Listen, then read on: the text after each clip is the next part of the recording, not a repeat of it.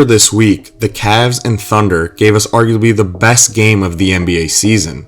Heading into this one, the Cavs were winners of 10 straight and 14 of their last 15, mostly due to their absurd offensive efficiency. Cleveland ranks first in offensive rating, scoring about 122 points every 100 possessions. They do this by shooting a bunch of three-pointers and making them at a near 41% rate, which ranks first in the NBA. On the other hand, OKC came into this game winning 15 straight games and 19 of their last 20, all without their 7-foot unicorn, Chet Holmgren. The Thunder rank first in defensive rating this season, holding teams to under 104 points every 100 possessions. Their tremendous ball pressure at the point of attack forces a league-best 19 turnovers a game and a league-best 33% opponent three-point percentage. The Cavs, coming in at a league-best 31-4, had not lost to a Western Conference team all season, and the Thunder, coming in at 30-5, had not lost to an Eastern Conference team all season. Basically, this was a heavyweight clash of an unstoppable force versus an immovable object. This is what happens when an unstoppable force meets an immovable object. So naturally, that led to quite the battle. OKC started this game with Case and Wallace on Darius Garland, Dort on Mitchell, and J-Dub on Mobley. In a past video I made, I talked about how J-Dub's versatility allows the Thunder to play these small ball lineups, especially with the absence of Chet. The Cavs come out and run a great set on their first possession, which features multiple actions. The goal here is to get Case and Wallace, who is one of the best point of attack defenders and screen navigators in the league, off of DG. So Dean Wade sets the initial ball screen to get Garland a more favorable matchup with SGA. This isn't the main action though, as Allen comes to set another high ball screen which sets up the spread pick and roll and creates the advantage. Dean does a great job of filling the corner, Mobley does a great job of lifting to the wing, and Allen does a great job of finding Wade in the corner for the triple. These multiple action sets were a key to the Cavs creating efficient offense all game because the screen before the main action relieves the Cavs ball handlers of OKC's tremendous ball pressure. OKC is one of the most physical teams I've seen at the point of attack and are great at navigating screens, so these ball screens help give the Cavs guards some breathing room. This time, Ty Jerome screens Wallace to free up Garland. Allen comes to set the second screen and rolls, and that leads to free throws.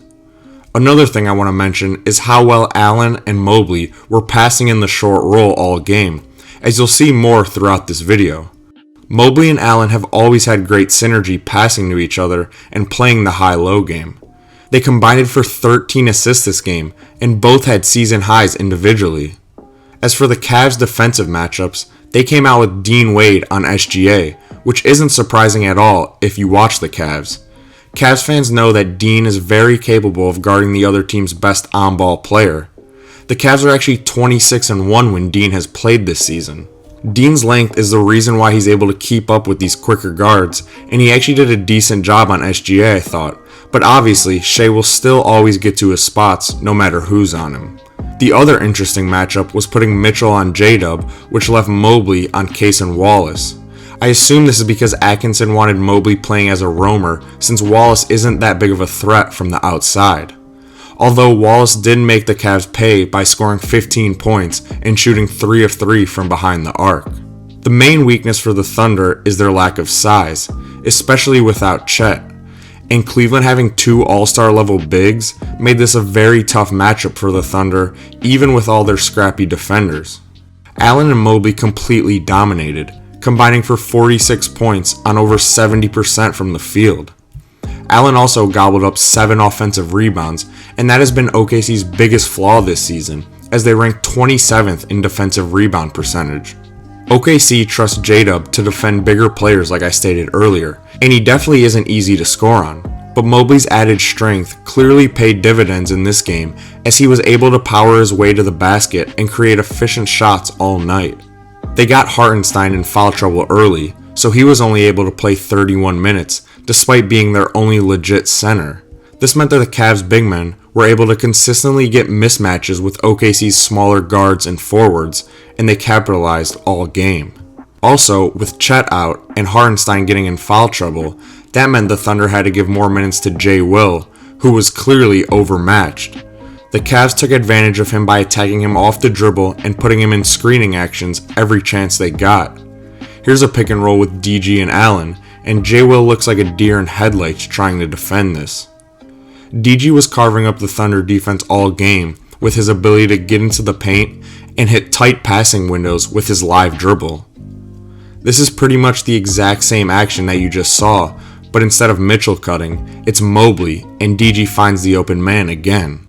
Another key for the Cavs was Max Strus getting hot from 3, as he shot 5 of 6 from behind the arc and put in 17 points off the bench. The Cavs obviously have their core 4, but they have a few guys who are all capable of filling that 5th spot at any given time. If they need shooting, they can go with Strus. If they need another on-ball creator, they have LeVert. If they need defensive versatility, Dean Wade can fill in. And if they need a strong point of attack defender, they can go with Isaac Okoro. They ended up finishing this game with Strus on the court since he was hot, but having this luxury of great depth is huge and a big part of why the Cavs have been so good. You're probably wondering why you haven't seen any Donovan Mitchell clips yet. Well, that's because he had just 11 points and shot just 3 of 16. But that's the main difference between this year's Cavs team and years prior. The Cavs don't necessarily need Mitchell to do all the heavy lifting. He's only averaging 23 points per game this season, which is the lowest since his rookie year.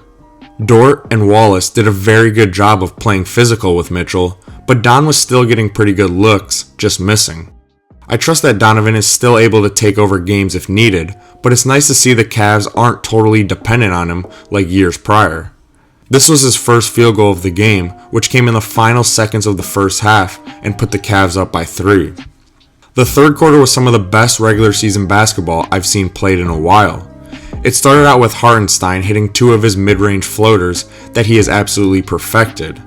I counted 7 of them that he made in this game, which is just crazy and brings another aspect to OKC's offense that they didn't really have last year. Hartenstein showed why he is absolutely worth his $87 million contract, as he finished the game with 18 points, 11 rebounds, and 8 assists. But you would already know this though if you have been watching my videos since last summer.